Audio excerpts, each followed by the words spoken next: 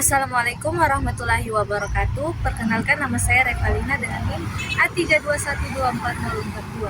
Baiklah, di video kali ini saya akan menjelaskan terkait kasus pagar laut di Tangerang dalam perspektif hukum administrasi negara. Tutup. Yang pertama, identifikasi isu di mana kasus pagar laut di Kabupaten Tangerang, Banten menjadi perhatian publik karena adanya pemasangan pagar bambu sepanjang wilayah pesisir yang diduga tidak memiliki izin yang jelas dan menghambat aktivitas nelayan.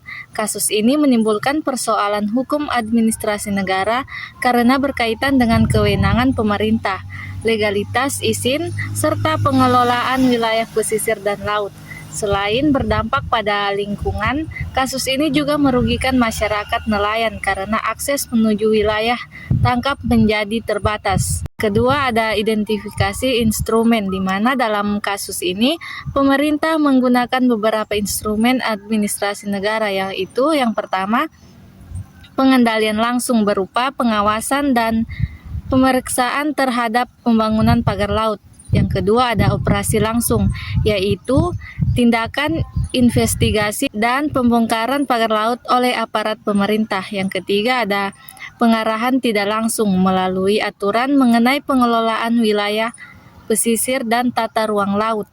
Instrumen tersebut dilakukan oleh pemerintahan daerah, Kementerian Kelautan dan Perikanan, serta instansi pertahanan untuk memastikan wilayah laut tidak digunakan secara melanggar hukum. Yang ketiga, ada prinsip legalitas, di mana berdasarkan asas legalitas, setiap tindakan pemerintah maupun pihak lain yang berkaitan dengan kebijakan publik harus memiliki dasar hukum yang jelas. Dalam kasus pagar laut, muncul dugaan bahwa pembangunan dilakukan tanpa izin resmi dan tanpa prosedur administrasi yang sesuai. Jika benar demikian, maka tindakan tersebut bertentangan dengan prinsip legalitas karena penggunaan wilayah laut tidak boleh dilakukan secara sembarang. Selain itu, pemerintah juga harus bertindak sesuai kewenangan yang diberikan oleh undang-undang. Jika terdapat pembiaran atau penyalahgunaan kewenangan oleh pejabat tertentu, maka hal tersebut dapat dikategorikan sebagai tindakan administrasi yang tidak sah. Yang keempat, ada analisis AAUPL atau asas-asas umum pemerintahan yang layak. Yang pertama, asas kepastian hukum, di mana masyarakat harus memperoleh kejelasan mengenai status hukum wilayah laut dan izin pembangunan pagar tersebut. Ketidakjelasan izin menunjukkan lemahnya kepastian hukum dalam pengelolaan wilayah pesisir. Yang kedua, ada asas kecermatan, di mana pemerintah seharusnya melakukan pengawasan lebih awal agar pembangunan tanpa izin tidak terjadi. Kurangnya pengawasan menunjukkan belum optimalnya penerapan asas kecermatan.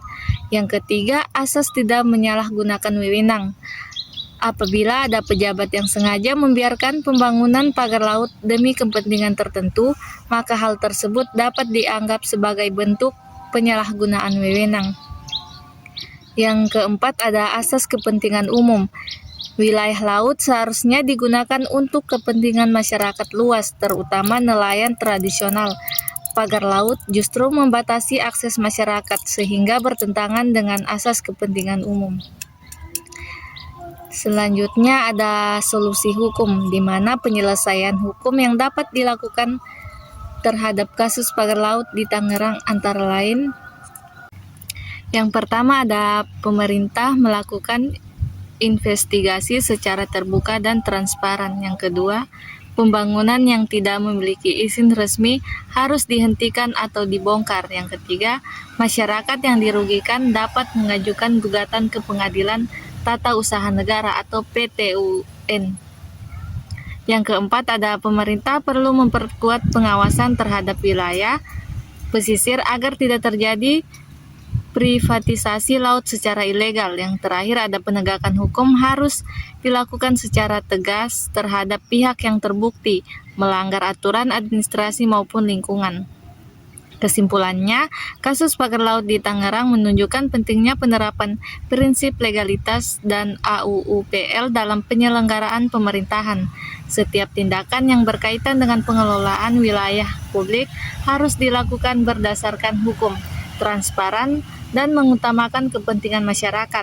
Pemerintah juga harus memperkuat pengawasan agar tidak terjadi penyalahgunaan wewenang serta pelanggaran terhadap hak masyarakat pesisir. Video penjelasan dari saya akhiri. Wabillahi taufiq wal hidayah. Wassalamualaikum warahmatullahi wabarakatuh.